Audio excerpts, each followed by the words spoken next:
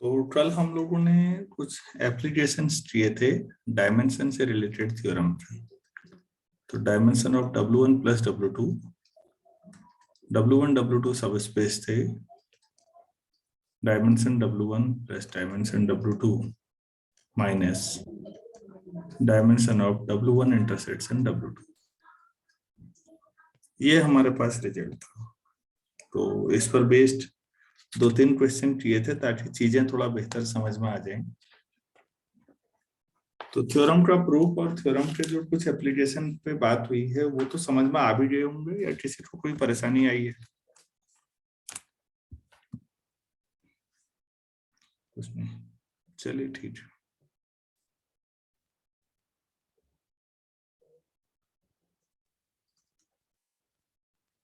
तो क्वेश्चन है, फाइंड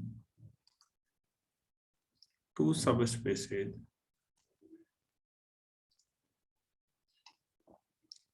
उनको नाम देते हैं W1 एंड W2 और B equal to R4 over R such that dimension W1 2 है, डायमेंशन W2 3 है and dimension W1 intersection W2 1 है। ऐसा कोई सब स्पेस बताना है, तो आप लोग कुछ मदद करेंगे। तो W1 में दो ही डायमेंशन होना है, तो ऐसा ले सकते हैं क्या, x1 x2 और बाकी 0 0 R4 के एलिमेंट होने चाहिए, जहां x1 x2 रियल नंबर है। तो अगर मैं ऐसा ले लूं तो W1 का डायमेंशन 2 हो जाएगा। क्लियर है या नहीं? यस।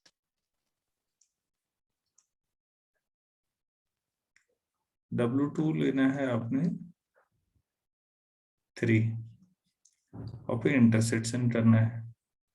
तो अगर आप यही दो में 8 और जोड़ लें तो इंटरसेक्शन में 2 आ जाएगा फिर। तो अगर ऐसा करें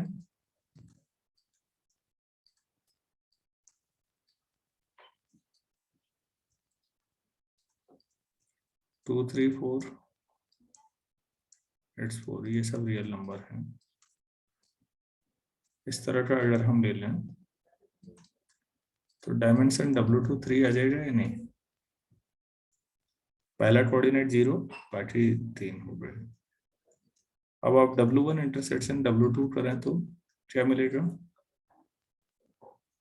0 x2 0 0, जहां x2 रियल नंबर। तो लाइन हो गई है जी, वन ज्योमेट्रिकली भी वन डायमेंशन हो जाएगा। तो डायमेंशन W1 इंटरसेक्शन W2 1 हो जाएगा। ऐसा कुछ सोचना है आगे पीछे बस।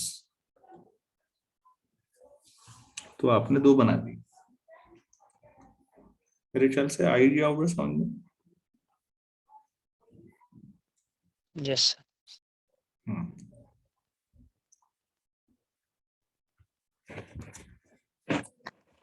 अच्छा,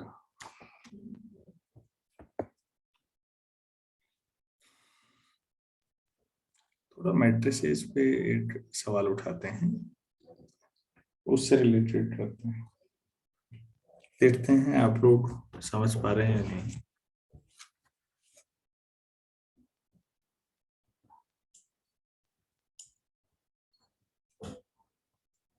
तो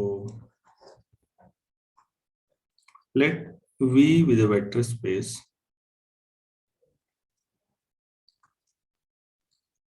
तो 2x2 मैट्रिसेस का ले लेते हैं।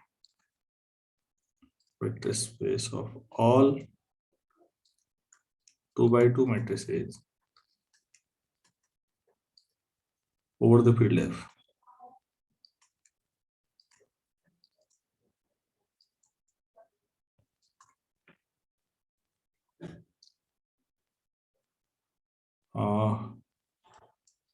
Find its basis and dimension.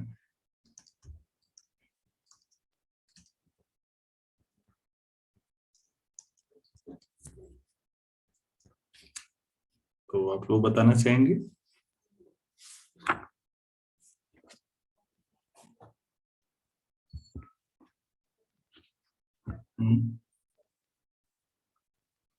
कोई और स्टूडेंट बोलो भाई, खाली बैठे हुए हो। डायमेंशन 4 होगी इसकी। 2x2 मैट्रिक्स इसका कलेक्शन है ना, मतलब जो कलेक्शन है हमारे पास वेक्टर स्पेस है वो इस टाइप का है, ABCD, जहाँ ABCD फील्ड है, एलिमेंट है, जो भी फील्ड है ये है। तो मैं एक सेट लेता हूँ जिसमें 4 एलिमेंट ले लेते हैं, 1 0 0 0,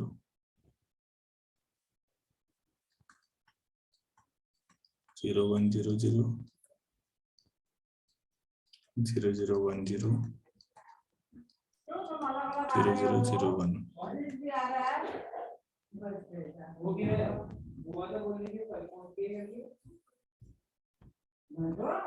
ये है। अब आप ये बताइए, कोई भी एक एलिमेंट अगर आप उठा रहे हैं ABCD, तो A times 1 0 0 0, B times 0 1 0 0, C times 0 0 1 0, plus D times 0 0 0 1।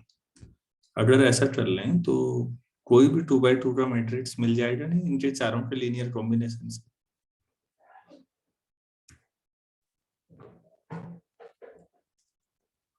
तो बच्चों यहाँ से ये समझ में आ गया कि जो एस्ट्रे लीनियर स्पैन करोगे तो पूरा पूरा वेक्टर स्पेस मिल जाएगा।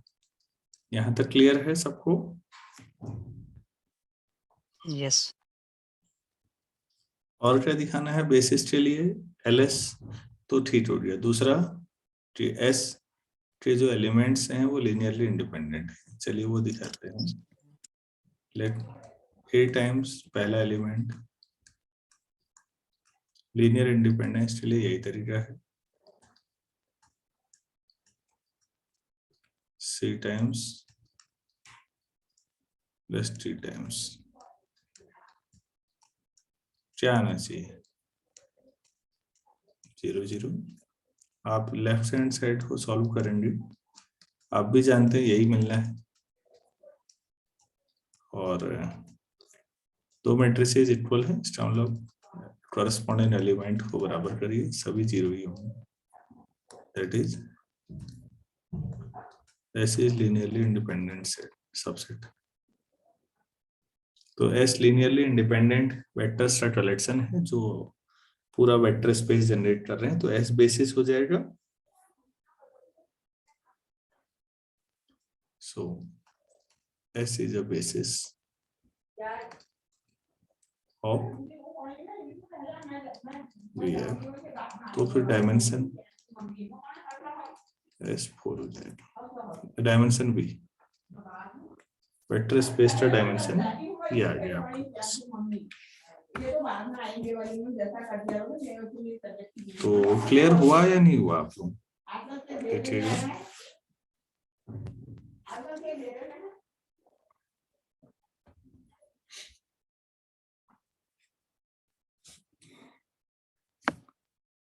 तो इसका क्या कोई और भी बेसिस हो सकता है या एक ही बेसिस होगा?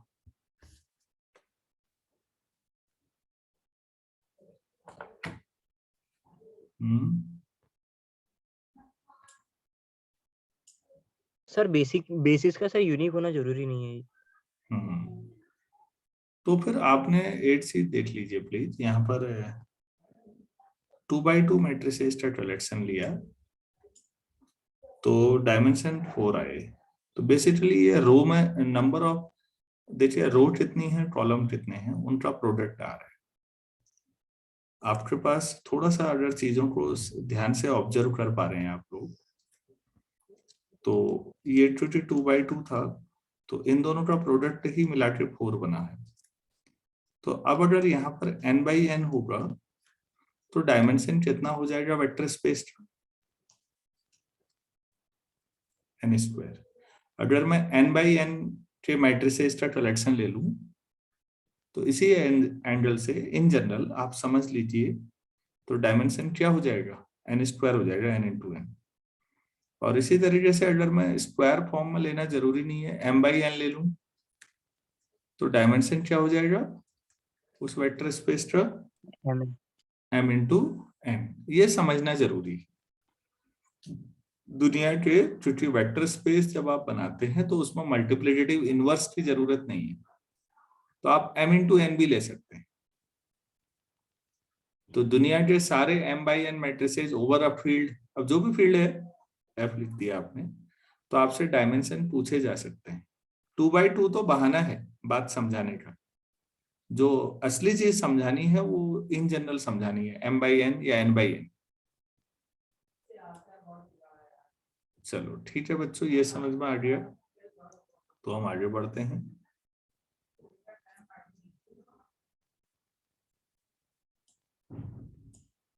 चलिए मैं अगला क्वेश्चन कराता हूं आपको।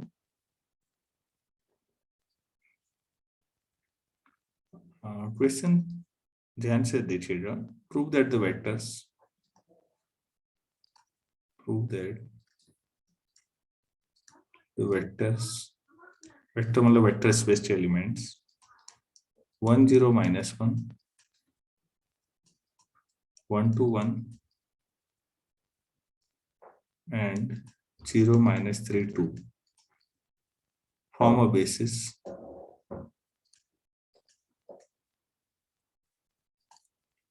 for R3R।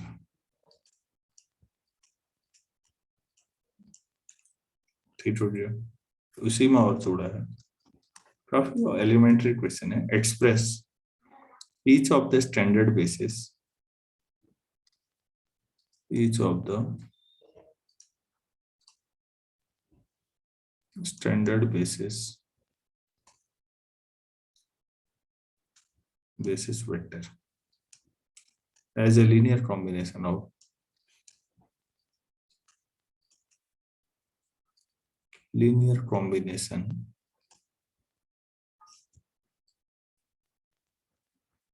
of given vectors।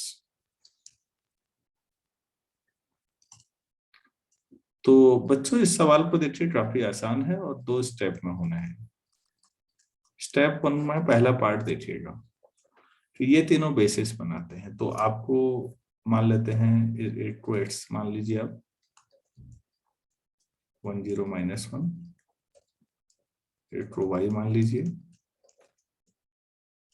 एक को जेड मान लीजिए। तो ये लीनियरली इंडिपेंडेंट होंगे, ये प्रूव करना है। जब प्रूव दैट कह ही दिया है तो फिर इसका मतलब होगा ही वो, तो टेस्ट तो कहा नहीं है, तो मेरे ख्याल से आप लोग लीनियर इंडिपेंडेंट खुद ही कर लेंगे।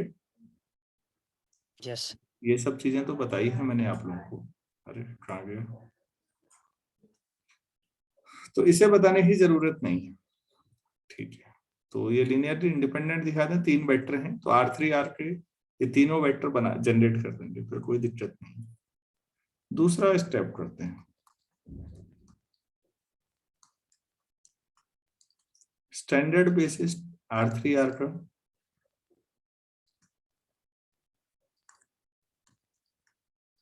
क्या होगा?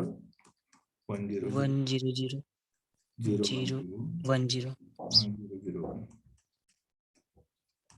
तो 1 0 0 नॉर्मली इनमें से कोई भी वेक्टर आप लीजिए, जैसे मान लेते हैं 1 2 1 ही ले रखा आपने बीच वाला, तो ये तो ठीक है कि वो 1 times 1 0 0 plus 2 times 0 1 0 plus 1 times 0 0 1, कोई भी वेक्टर जो होगा R3R का वो इन स्टैंडर्ड बेसिस के लीनियर कॉम्बिनेशन से लिख दिया जाएगा और इसमें कोई दिक्कत नहीं है, ये तो ठीक है। सवाल उल्टा है, सवाल यह है कि स्टैंडर्ड बेसिस को XYZ के लीनियर कॉम्बिनेशन के फॉर्म में लिखना है,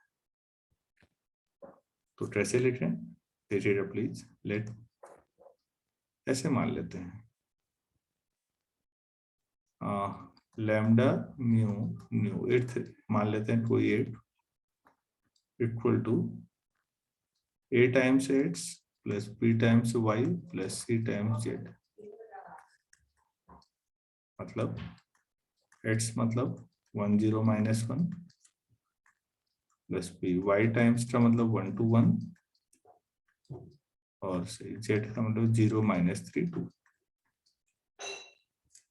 तो आपके पास यहाँ से 3 इक्वेशन आ जाएंगी। पहली मैं सीधे लिख देता हूँ, a plus B plus 0c lambda, दूसरा 0a plus 2b minus 3c equal to mu, तीसरा minus a plus b plus 2c equal to new.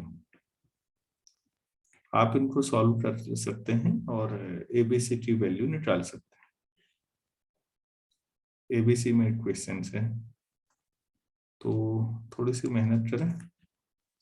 देखिए पहले इक्वेशन से a प्लस बी लैम्डा है, ठीक है, तो a और b में लास्ट के 2 इक्वेशन से भी कुछ बना लेते हैं, या हमें b और c में बना देना चाहिए था।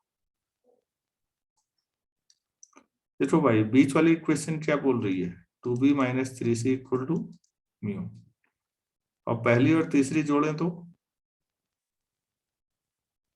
क्या मिलेगा, 2b plus 2c equal to lambda plus mu.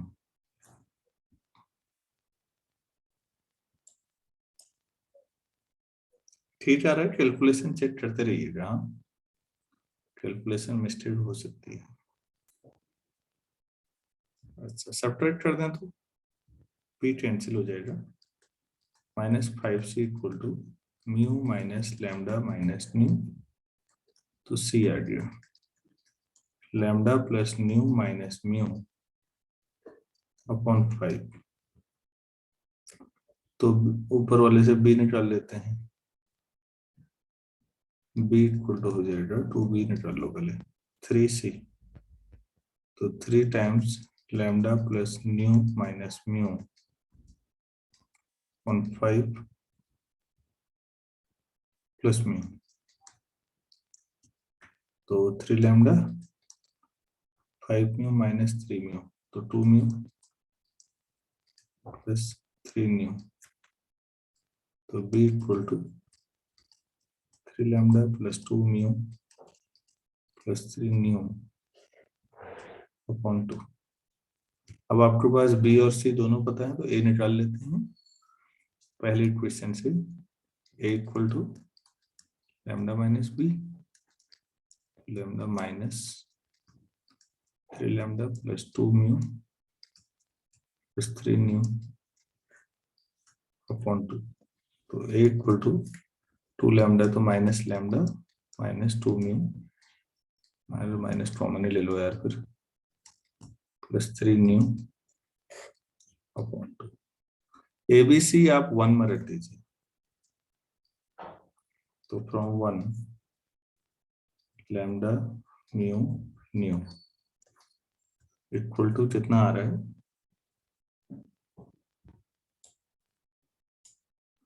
a times x, a आपके पास है minus lambda plus 2 mu plus 3 nu upon 2x, lambda के बाद म्यू ने b, तो 3 lambda plus 2 mu plus 3 nu upon 2 y plus z c lambda plus nu minus mu upon 5 z। सो एक बार ही मेहनत करनी है। अब देखिए अगर लैम्डा म्यू न्यू की जो 1 0 0 रखते हैं, इसका मतलब म्यू और न्यू 0 करने है, लैम्डा 1 करना है, तो बताइए कितना आएगा, minus half X plus 3/2 Y plus 1/5 Z. अगर आप 0 1 0 करें तो इसी में अरे यार समझ में भी आ रहा है, मैं अकेले बोले जा रहा हूँ। इस बार म्यू यार 1 रखना, बाकी 0। तो क्या आ जाएगा, म्यू 1 रख के -x प्लस y -1/5z। और ऐसे 0 0 1 करें तो एक ही बार में तीनों आ जाएंगे, वरना आपको 3 बार मेहनत करनी पड़ेगी। इस बार न्यू की जो 1 रखना बस हो गया। तो -3/2x plus 3/2y plus 1/5z। तो आपने स्टैंडर्ड बेसिस वेक्टर को एक्स वाई जेड की फॉर्म में रिप्रेजेंट कर दिया, एक्स वाई जेड के लीनियर कॉम्बिनेशन की फॉर्म। कोई पूछे कि एक्स वाई जेड क्या है तो हम बता सकते हैं शुरू में हमने किसको एक्स वाई जेड लिया है। क्वेश्चन दोबारा समझिए और आराम से देखिए। क्या पूरा क्लियर हुआ सब लोगों को?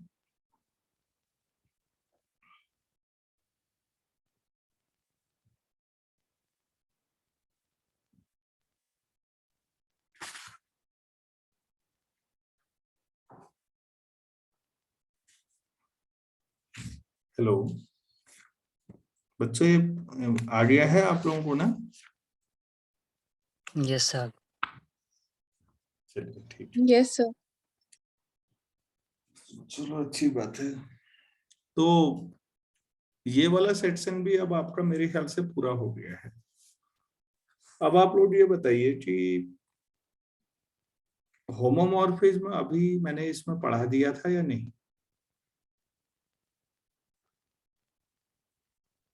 लीनियर में नो सर। अभी नहीं आया ना? तो नेक्स्ट कंसेप्ट होमोमॉर्फिज्म का आएगा। और quotient, quotient space,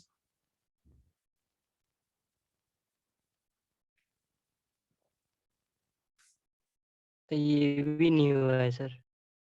quotient space वाला टॉपिक है ना? ठीक, तो पहले हम कोसेंट स्पेस वाला टॉपिक ही पकड़ेंगे इसमें। कोसेंट स्पेस के बाद हम, तो ठीक है, इस लेक्चर के बाद 5 मिनट बाद हम जुड़ते हैं और कोसेंट स्पेस स्टार्ट करते हैं 12:30 बजे से।